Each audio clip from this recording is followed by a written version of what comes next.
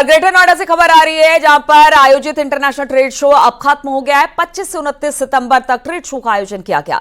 Trade show के जरिए उत्तर प्रदेश के व्यापारियों को ग्लोबल मंच मिला है। ट्रेड शो में 5 लाख से ज्यादा विजिटर्स पहुंचे। मेगा इवेंट के दौरान कारोबारियों को करोड़ों के ऑर्डर्स मिले हैं। योगी सरकार अब मंडल और जिला स्तर पर ट्रेड शो आयोजित करेगी। अगले साल भी 25 से 29 सितंबर के बीच इंटरनेशनल ट्रेड शो का आयोजन किया जाएगा। तो बहुत ज्यादा फायदा ग्रेटर नोएडा में जिस तरह से ट्रेड शो का आयोजन किया गया वो खत्म हो गया, लेकिन अपने पीछे व्यापारियों के लिए एक खुशखबरी छोड़ के गया। यहां पर काफी ज्यादा व्यापारियों को एक तो इंटरनेशनल मंच मिला, साथ ही साथ यहां पर कम से कम बताया जा रहा है कि अच्छे से अच्छा कारोबार होने की उम्मीद जताई जा रही है।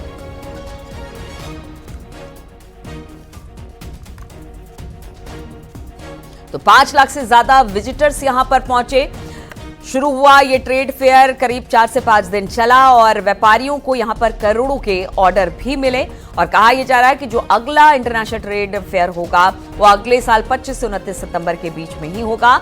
इंटरनेशनल ट्रेड शो जिसका अब आगे आने वाले दिनों में लोगों को इंतजार रहेगा।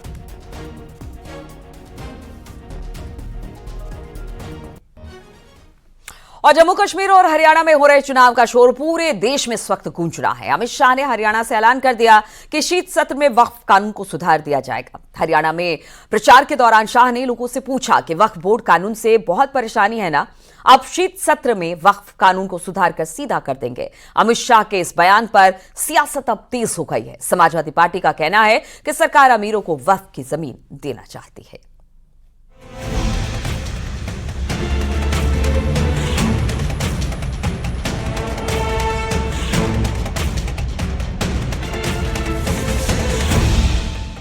कश्मीर से हरियाणा तक इस वक्त चुनावी शोर में हर नेता जोर आजमाइश कर रहे हैं। बीजेपी पीओके से लेकर आतंकवाद पर प्रहार कर रही है, कांग्रेस के कारनामों को गिना रही है और हिंदुत्व के मुद्दे पर लोगों को एकजुट करने की कोशिश कर रही है। और इसी बीच गृह मंत्री अमित शाह का एक बयान सियासत का केंद्र बिंदु बन चुका है, जिसमें उन्होंने शीत सत्र में वक्फ बोर्ड कानून को सुधार कर सीधा करने की बात कही है।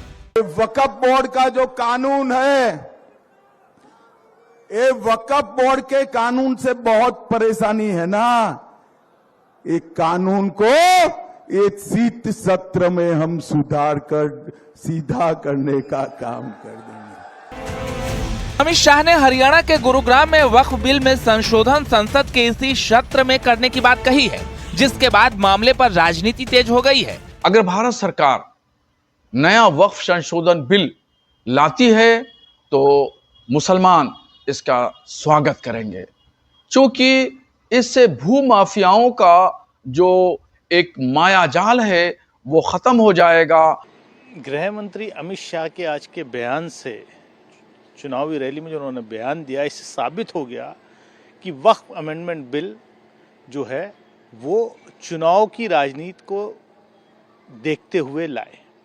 उनको ये नहीं मालूम कि जब कोई मामला जॉइंट पार्लियामेंट्री कमेटी को रेफर हो जाता है तो वो एग्जीक्यूटिव के डोमेन से बाहर हो जाता है।